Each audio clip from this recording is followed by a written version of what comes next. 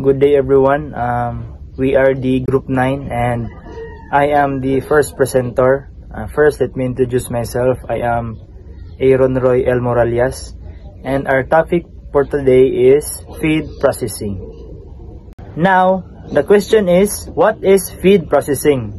So basically, feed processing is the process of preparing feed for the animals like livestock, poultry, and fisheries. So now, in feed processing, we have 7 crucial steps. So the first crucial steps in feed processing is the feed ingredient selection. So in feed ingredient selection, it is crucial for making a feed because it determines the final product's nutritional value, safety, and cost effectiveness. So we have 3 key factors here to consider when doing feed ingredient selection. We have the nutritional value. It is because when we're doing selection of feeds, not all feed material contains the nutritional value that is needed for our animals. And the second one is the quality and safety. So of course, when selection, our aim is to have a safety feed and a good quality.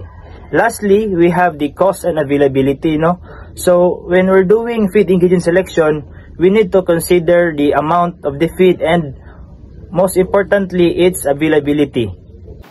Hey, so I am John Villagar Isidro and this is my part, which is the grinding. So the grinding is one of the most important steps in feed processing. So why? It simply means reducing the size of our feed ingredients into smaller particles. This helps animals to digest the feed better and ensures that all ingredients mix evenly. So the main equipments used are number 1, the hammer mill, and number 2, we have our roller mill. So hammer mills are common in poultry feeds due to its finer particles, while roller mills are used for coarser grinding, often in ruminant feeds. So it's also important to consider the right particle size. Too fine can cause just an energy loss, but too coarse can reduce digestibility. So the goal is always to achieve the right balance for each animal type. So hello everyone, I am Dominic and I will be now discussing to you mixing as part of the feed processing. Proper mixing is a critical step in animal feed process that ensures a consistent and nutritionally complete product. This is achieved by combining major ingredients like grains with smaller, vital components such as vitamins and minerals for a specific controlled time. The goal is to create a completely homogeneous blend where every bite provides the same balanced nutrition. This uniformity is essential for supporting consistent health, growth, and productivity across all animals, as it prevents the dietary imbalances that can occur within an unevenly mixed feed. So good day everyone. My name is Earl James Igacos and today I'm going to be tackling about pelletizing and extrusion. So particle size reduction, pelleting, and extrusion are feed processing technologies used to improve nutrients, digestibility, and achieve maximum pig growth performance. So let's talk about particle size reduction. So ang example sa particle reduction is muni na to kanang ato bitaw siya i-grind into smaller pieces. So the much better siya nga smaller kay para ma-digest niya sa atong baboy o makuha gid nila tanan ang kaning nutrients. Next is pelleting. So makita man nato diri sa screen nga muni ang pelletizing machine. So ang ginabuhat sa pelletizing machine is gina-compress niya ang atong feed ingredients into pellets.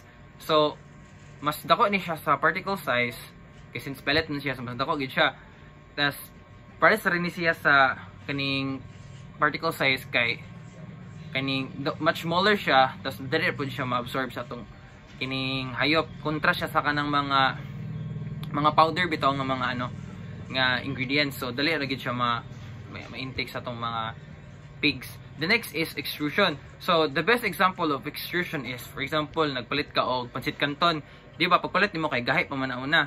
So ang buhaton nimo, imo siya ipainiton para maghumok. So muna ang best example sa extrusion, kung gahi pa imong kining feed mill or inan bitaw kay gamit imo siya ipahumok para makaon siya sa imong baboy.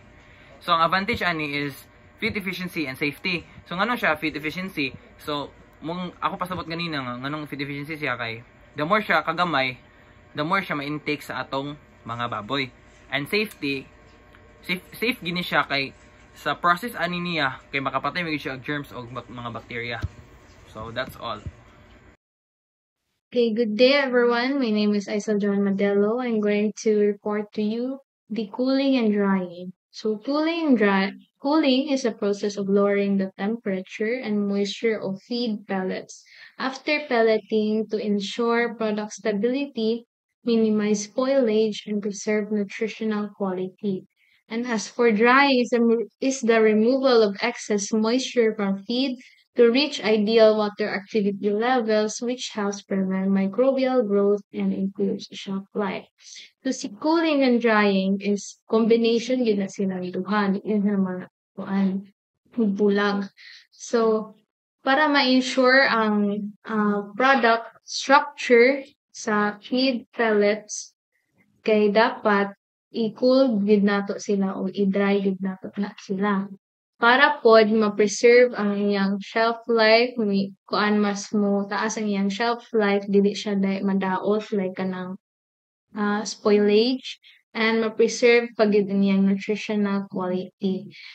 Tapos in drying is i-reduce ang moisture sa pellets kay para dili po siya kuanan og mga microbes like bacteria, mga fungi, and iban pa. So naakoy gi-include nga mga types of equipments, which is ang counterflow coolers and horizontal dryers or rotary dryers. Kini si counterflow coolers kay ibutang man nimo ang mga feed pellets. So from bottom to top, ang bottom is ang pinaka-cool, then ang sa taas ang medyo dito ang mga init. Para po dili siya ma-shock ang katong mga feed pellets na kanang mo diretso og kapugnaw kay dali na madaot. So from bottom is ang mga air is mo padong na pataas na sila. So ang katong ang bottom is ma-cool naman siya, then magkaanam-anam din cool ang taas. Then as for horizontal dryers, kay rotary man ni sila, so magtuyok ang mga pellets. So like na sila kuan sa sulod nga murag muskop siya padong taas na mahulog din siya. Then magkuan po siya og heat kay para mag-dry po siya kuan iyang moisture. Tapos kung moabot na siya sa ang iyang ideal water level, ang iyang ideal moisture sa feeds is automatically stop na din siya. And as for packaging and storage, packaging refers to enclosing feed products in appropriate containers to protect them from contamination, moisture, and physical damage during handling and transportation. And as for storage, involves keeping the raw ingredients and finished feed in controlled conditions to preserve freshness, nutritional content, and prevent spoiling or insect infestation. Kailangan man gyud ang packaging and storage kay unsaon man nimo pagbaligya sa inyong feeds. So after sa katong cooling and drying, ready naman siya for packaging. So ibutang na nimo sa either sako or polypropylene or paper bags. So gigamit man gyud ang packaging kay para dili po sila contamination kanang maka-invite og mga microbes, mga microbial growth. Dili mo din na siya pwede kay daot man ang imong feeds, di na nun siya magamit, di na nun mabaligya. Tapos napod siya risk nga basing kung naanay microbial growth ang imong feeds unya dili mamalayan sa mga customers sa mapalit nila. So daot na nun ang ilang animals, nilang ginapakaon sa imong feeds. So, and as for moisture, syempre kung taas ang moisture, kay mag-invite ka po ng mga different microbes. So, madaot na po din yung feeds. And physical damage, ma-prevent niya ang physical damage like katong mga buak ng feeds, kining madugmog or unsa ba, para mas easy na lang po siya i-transport, ipang-handle sa mga karga. So, ang storage involves niya mag-keep sa mga raw ingredients like katong imong gipang butang sa ingredients sa inyong feeds, like katong mga yellow corn, mga rice bran, mga iskaron sa palpod na.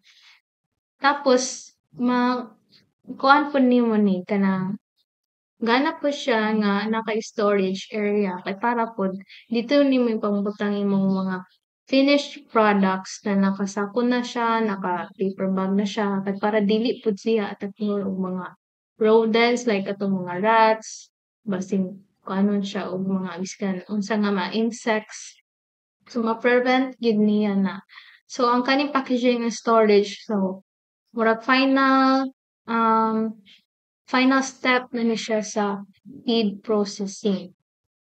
Though na may transportation, but I guess, murag, mas last na gid siya sa process in formulating feeds, in making feeds para sa mga animals. And that's it. Now we're on the 7th step in feed processing. So the 7th step is the quality control. So quality control in feed processing ensures the final product is safe, nutritious, and effective for animal growth and health. So in quality control, we have 5 key aspects.